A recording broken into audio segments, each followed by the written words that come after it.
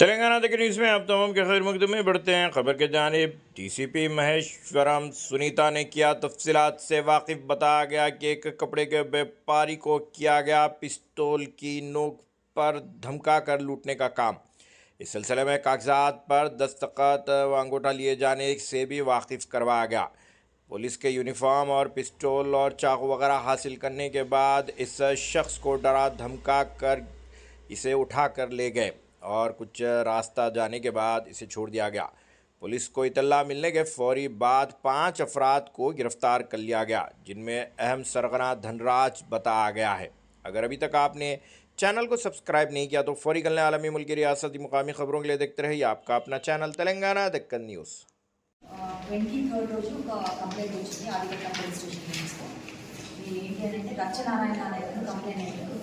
అతను ఇచ్చిన కంప్లైంట్ యొక్క సమాచారం ఏంటంటే 21st రోజు ఆఫ్టర్నూన్ టైంలో, నవంబర్ 21st రోజు ఆఫ్టర్నూన్ టైంలో తనకి కొంతమంది 4 వ్యక్తులు కారులో కిడ్నాప్ చేసి తర్వాత ఆ కారులో తనకి వెపన్ చూపించేసి, అంటే పిస్టల్ వెపన్ చూపించేసి, కత్తి చూపించి బెదిరించి తన దగ్గర 100 rupees non judicial bond papers మీద తనతోటి సంతకాలు పెట్టించుకొని, అలాగే వైట్ పేపర్స్ మీద కూడా సంతకాలు పెట్టించుకొని తనని ఒక 3 కోట్లు డిమాండ్ చేసినట్టుగా, తర్వాత మళ్ళీ కొద్దిసేపు ఇబ్రహీంపట్నం ఆదిబట్ల ప్రాంతంలో కారులో తిప్పి తర్వాత మళ్ళీ తనని ఒక ప్లేస్ దగ్గర వదిలేసినట్టుగా మనకి కంప్లైంట్ రావడంతో మనం ఇమీడియట్గా 23rd రోజు ఒక crime number 704 of 2024 137, 127, 308, 351, 380, 319 red with 3/5 BNS కింద మనం ఆర్మ్స్ యాక్ట్ కింద మనం కేసు రిజిస్టర్ చేసి ఇమీడియట్గా మనం దాన్ని ఇన్వెస్టిగేషన్ స్టార్ట్ చేసాం.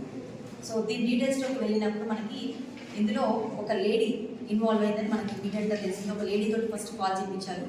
ఆ లేడీ మంగళ భవాని అని, తిను ఒక సెలూన్లో బ్యూటిషియన్గా వర్క్ చేస్తుంది. సో ఆ అమ్మాయి డీటెయిల్స్ మనకు తెలిసిన తర్వాత ఇమీడియట్గా ఆమెను మనము అదుపులోకి తీసుకొని విచారించినప్పుడు ఆమె మిగతా వాళ్ళ యొక్క డీటెయిల్స్ అనేది తను చెప్పడం జరిగింది. ఆమె చెప్పిన వివరాల తర్వాత మనకి ఇందులో ఇన్వాల్వ్ అయినటువంటి నేరస్తులు కొరవి ధనరాజ్ అలియాస్ అర్జున్ రెడ్డి, ఇతను హైదనగర్లో ఉంటాడు.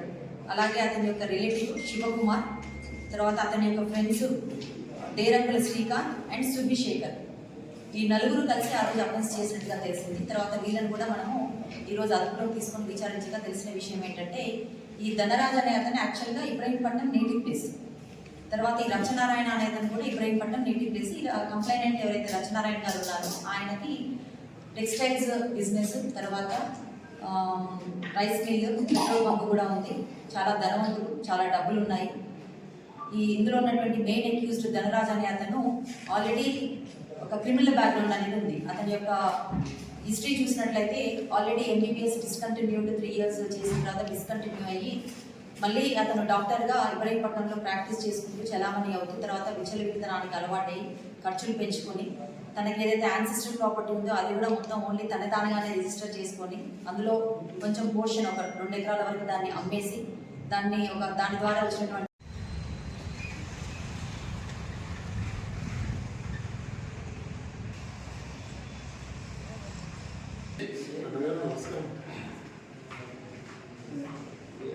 కేసులో ఉన్నానా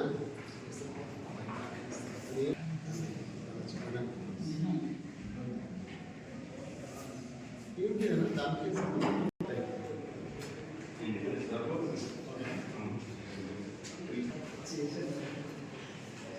దానికి ట్రై చేసేది